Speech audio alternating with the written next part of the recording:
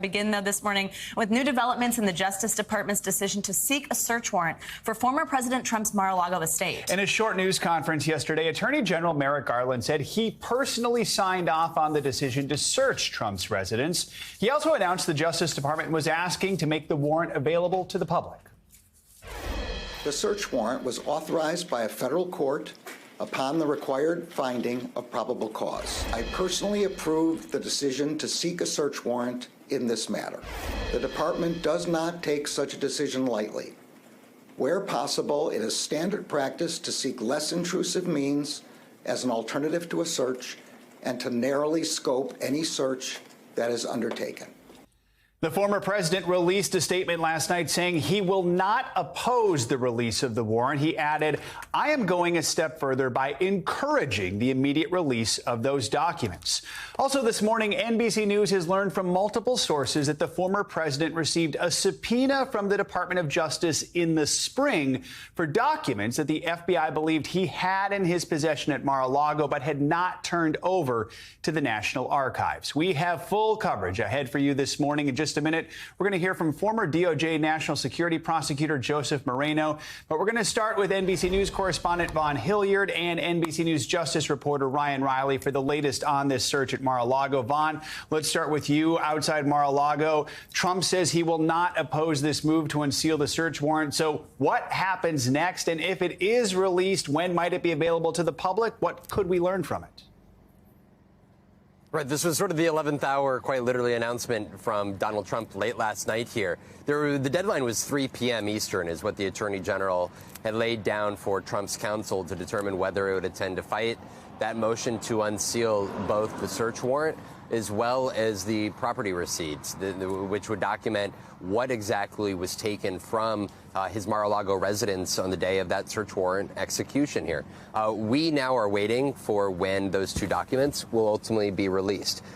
In fact, I look forward to hearing from Ryan, who may be able to provide a better timeline, quite frankly, because he and Daniel Barnes have been tracking exactly what, in terms of redactions, we should expect, which to our understanding at NBC News, both of these documents will have some redactions. It is also not the search warrant affidavit, which is the document that the FBI went to the judge initially with, laying out the probable cause that a crime was committed. So there's a chance that we do not have a great understanding of exactly the crimes or potential crimes that the Department of Justice and the FBI are investigating here. But this is the same magistrate judge who will ultimately release these documents, is the same one that gave that initial approval to the FBI, Joe. So, Ryan, very quickly, I'll put Vaughn's question to you. What can we expect? Is there going to be a lot of redactions if it is released?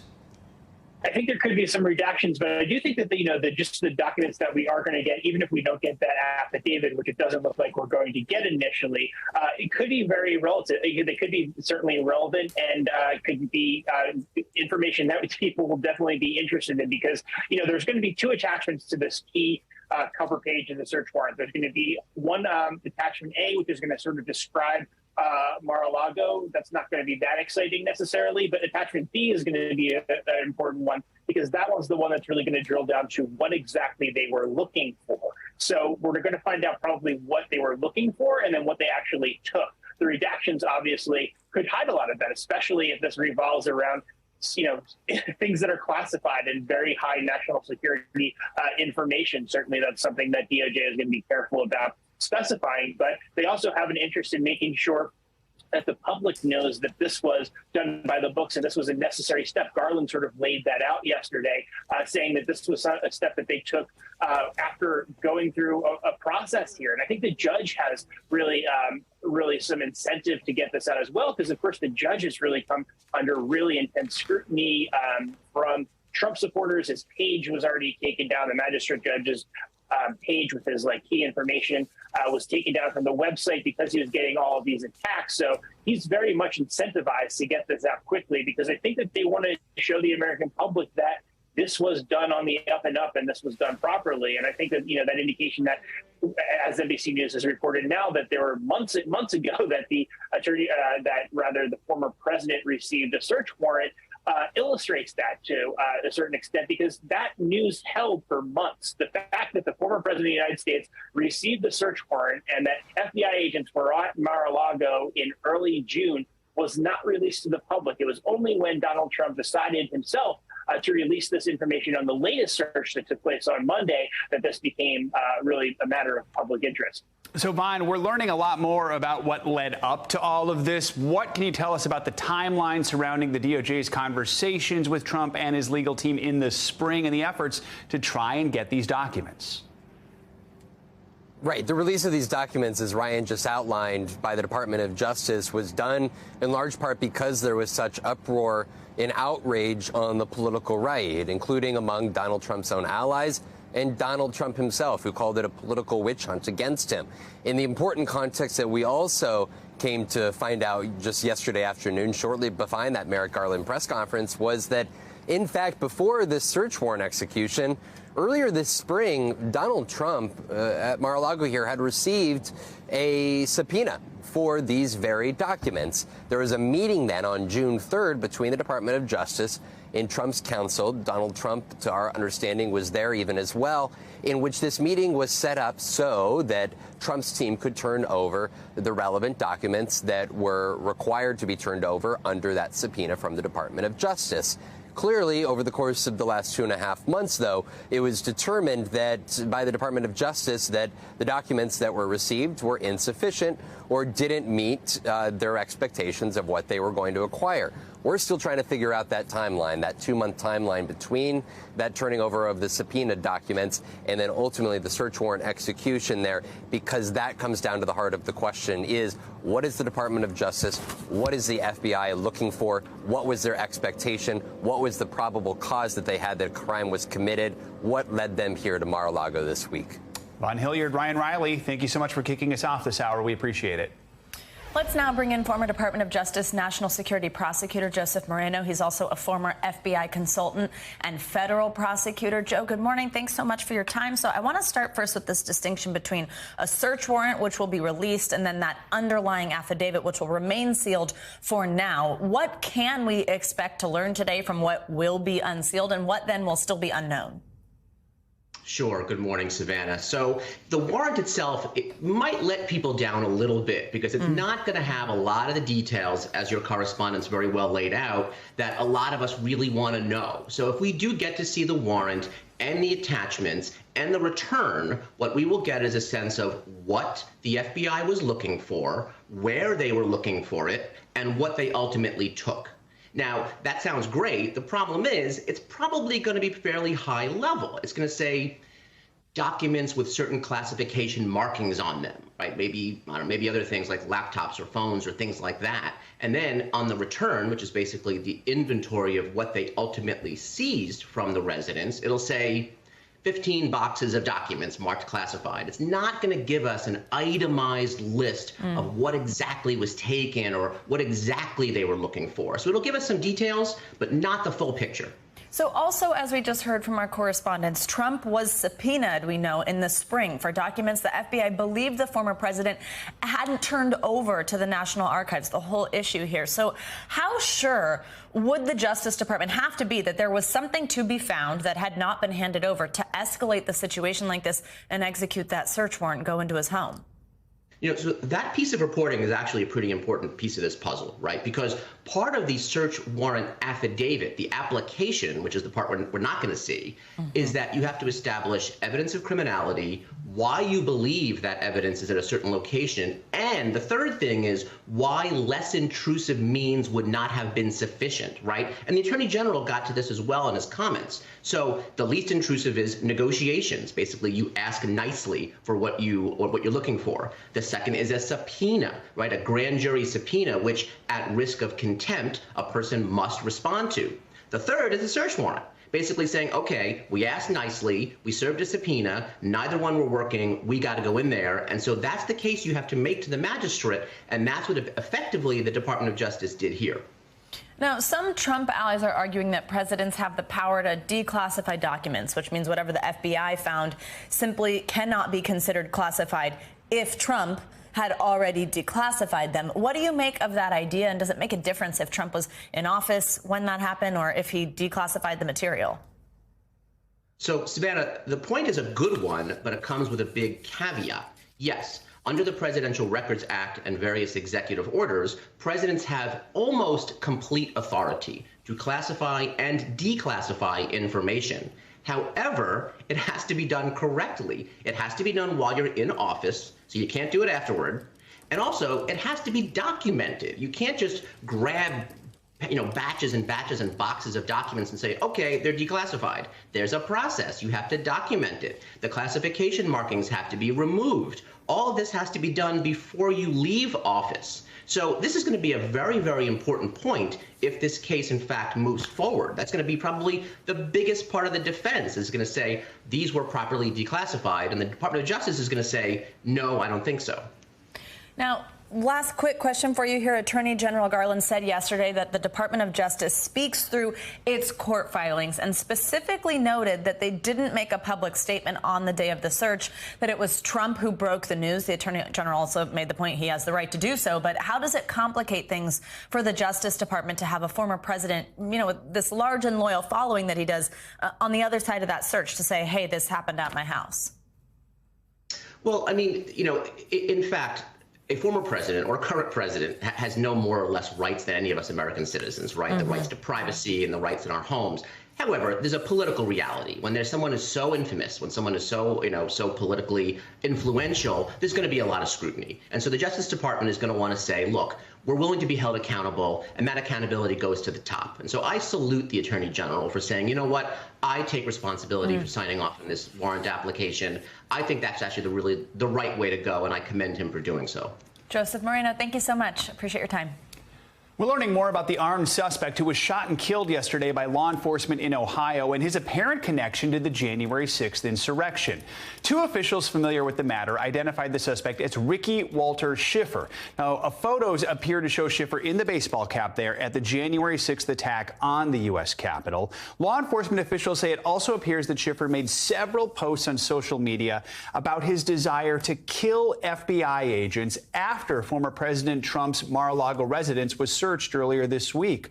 Law enforcement officials say Schiffer fired a nail gun into the FBI field office in Cincinnati, then tried to get into the office. When he wasn't able to do that, they say he then drove off, leading authorities on a chase that ended with a standoff. Well, the suspect then did raise a firearm toward law enforcement, and shots were fired by law enforcement officers on the scene. The suspect was deceased. He succumbed to his injuries at the scene, and everything remains under investigation at this time. For more, let's bring in NBC News correspondent Shaquille Brewster, who is in Cincinnati, and NBC senior reporter Ben Collins. Shaq, I want to start with you. Just tell us, what are we learning about the incident and the investigation? I mean, we should note all this came after the head of the FBI commented about threats this week to his agents, right? Right, and this morning the FBI is saying that they are investigating what they're calling an agent-involved shooting that began right here at their Cincinnati field office. They say that that man came with that nail gun, fired it at personnel, then set off an alarm and waved around an AR-15 style weapon before leading county police and state police on that chase to a location about 30 miles away. That's when you had the standoff. They say he exchanged gunfire with officers, and then after he started raising his rifle toward officers about 6 hours later, that is when he was then killed. But look, this is a situation that the FBI has been concerned about since that search that you were talking about in Florida at Mar-a-Lago and the violent rhetoric that has come as a result of that. And I want you to listen to what we heard from the FBI director, Chris Wray, about threats like these. Violence against law enforcement is not the answer, no matter what anybody's upset about or who they're upset with. And I think we have in this country had over the last few years an alarming rise in violence against law enforcement. Last year, Now, there were extensive negotiations according to the officers at the scene, and we don't know the content of those investigations. They say that's part, or of those negotiations, they say that's part of the investigation. But it's important to note no members of law enforcement were injured, no bystanders were injured. But of course, this is the type of situation that FBI officials were saying and warning against with that rhetoric that we've been hearing. So, Ben, as soon as we learned Ricky Schaefer's name, you dug in, learned it appears he may have posted on social media in recent days about his desire to kill FBI agents. This all comes after the FBI searched Trump's home. What can you tell us about these social media posts that are being investigated? Yeah, after the search of Trump's home, he said, "We must not tolerate this one" on Truth Social. Truth Social is the social network created by Donald Trump's media company and owned and founded by him. So after that, people started to get a little bit worried. He said, you should kill FBI agents on sight. By the way, this is a person using his full name as his username on Truth Social. People started to get worried even on Truth Social, and they sent that, they say, to the FBI. And when they told him this in the replies, he said, "Bring them on." This guy was ready to fight. The only reason, by the way, he used a nail gun, which he did, to try to get into the FBI building is because, quote, I thought I had a way through bulletproof glass, and I didn't. This was a post he put up shortly after, as you can see right here, shortly after he tried to get into the FBI building and before his shootout, basically, with the police in a cornfield. This was a guy who was, just like a lot of people on this website, agitating for violence against federal officers. This guy actually went through with it, though. That's the difference. So, Ben, we have the post from this week, but on top of that, sources tell NBC News the suspect was present at the U.S. Capitol on January 6th last year. Do authorities know any ties to right-wing extremism and what role, if any, he played in the attack on the Capitol? So we don't really know what he did on January 6th. We've seen him, behind barriers on January 6th. We've seen him in the background of lots of pictures. But this guy was very convinced that Antifa did it, even though he was there with his own eyes, seeing exactly what was going on that day. So in terms of connections to the groups, he told people several times to join their local Proud Boys chapter, as he believed the Civil War was about to heat up and that was going to be militia that was important to join nearby. The Proud Boys have a large presence in Ohio. One of their largest Telegram groups is in Ohio. This is a big space for them in terms of recruitment. So there are no official ties. Obviously, the Proud Boys in Ohio have not talked about this yet. But he said that he was a fan of them on social media. Ben Collins, excellent reporting as always. Shaquille Brewster, thank you so much for joining us from Cincinnati. We appreciate it. And now to some sad news involving the condition of actress Anne Heche after that fiery crash last week. Her family says she isn't expected to survive. Her spokesperson released a statement saying she suffered a brain injury after her car crashed into a home in Los Angeles last week. She remains in a coma in critical condition. Police say Heche had drugs in her system and she is being investigated for possibly driving under the influence. Heading into the weekend, drivers are getting some much-needed relief at the gas pump. For the first time since March, the national average for a gallon of regular gas has fallen below $4. Great news. According to AAA this morning, that average now stands at $3.97 a gallon. That's down about 15 cents from even just a week ago and nearly 70 cents from last month. And while that is a sliver of good news, filling up is still far more costly compared to this time last year when the average was about $3.19 a gallon. For more, we're joined by the founder of the Energy Word and author of Turning Oil Green, Dan Dicker. Dan, thank you so much for being here with us this morning. So, as we just said earlier, gas prices are down nearly 70 cents from last month. That's quite a drop in such a short amount of time. Obviously, we're happy to have some good news for people on this Friday morning. So tell us what's behind this drop. Well, I think for the most part it is a reaction to a very long-term systemic problem in the supply chain with all things, but gasoline has been the worst of it, of course. I mean, there's been a lot of shutdowns of oil producers here in the United States during the pandemic, and then the demand just came rushing back, and it kind of outran what the refineries were capable of delivering. We got very, very high prices that were not even concurrent with where crude was going. Even crude at $110 or $120 a barrel didn't really make a case for $5 gas. So the supply chain's catching up, and refiners are catching up. And that combined with drivers who obviously have been hurt really hard by $5 a gallon gas are driving a whole lot less. So you have demand being taken out of the system and supply being returned. It's real simple stuff, and the price has been coming down. So $5 is bad, $4 is better, $3 sounds nice. So do we know? I mean, is this right now the cheapest we're going to see for some time, or could we see even more of a dip in the coming weeks? I think there's more contraction in what we call crack spreads. That is the differential between crude oil and gasoline. And so you will see some more relief in terms of the prices at the pump. But in terms of energy overall in this country and globally particularly, there's still a major crisis because of Russia's Ukraine incursion and what's going on in Europe. The Europeans are trying very, very hard to get off of Russian fossil fuel for the winter. And that's putting tremendous pressure on fossil fuels everywhere to supplant those supplies in Europe. And that will continue through the rest of the summer and into the winter, which will put upward pressure, I think, on oil prices and ultimately on gas prices, too. So it sounds like right now there's some good news for drivers, but not necessarily good news when those energy bills come, right?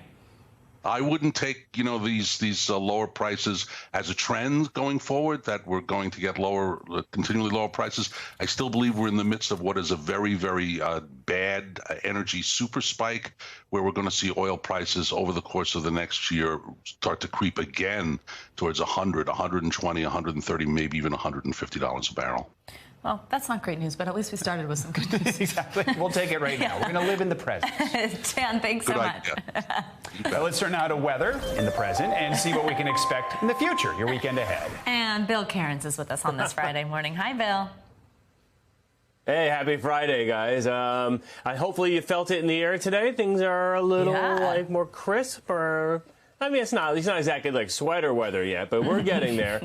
This morning in Detroit and Syracuse, you're the first one. So these are the current temperatures out there. Many people are in the 70s. That's still very summer-like. But when you look at Detroit and Syracuse, that's the air that's coming down from the north. They're in the 50s right now. So I wouldn't doubt if there's one or two people even put the heat in their car this morning at temperatures in the 50s. So the pattern change is underway. So this is going to set up a couple chances of rain. And what's happened over the last couple of weeks without any rainfall at all, we've snuck into extreme drought category in areas of eastern Massachusetts, from Boston all the way down towards the Cape, and for that matter from Maine all the way to New York City. We're about 5 to 10 inches behind, so this area could use some rain chances. It looks like it's going to be dry this weekend, which is good for everyone, and then the rain chances will be Monday and Tuesday of next week, so keep that in mind for any travel plans. It doesn't look like a huge rain event, but we need whatever we can get in this region. So as far as the relief goes, no relief for the heartland. It's still going to be exceptionally hot over the next couple of days.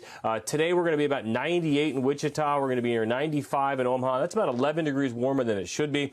And how about Rapid City? Almost up there near 100. Same for Boise. And as we head through the weekend, the middle of the country really stays on the front burner. 102 by the time we get to the end of the weekend in Dallas. Houston should be in the mid-90s also. So the forecast for today, beautiful summer-like conditions with low humidity. Boston to New York, just about perfect. In the southeast, we'll still have some storms to deal with. And as far as the weekend forecast goes, if you're down along the Gulf Coast, go to the beach early. It looks like the afternoon storms will be popping up and be pretty widespread. That goes from Galveston all the way through the beautiful beaches there in Alabama, heading into the Florida Panhandle, and even into Sunday, that same thing goes. But I think most people you talk to this weekend will say this is about as good as it gets for the middle of August. Yeah. Bill is ready for a pumpkin spice latte and a hayride, it sounds like, right? I'm not there yet. The hayride, yes. The whole pumpkin nutmeg thing. It's just not me. Well, I agree. I think it's disgusting. But I'm also just not ready yet. It's still summer. Oh, okay. You are? No, I always like fall, but I'm just sick of the hot weather. So I'm ready. Yeah, Bill is ready. All right, see you in a bit, Bill. Thank you, Bill.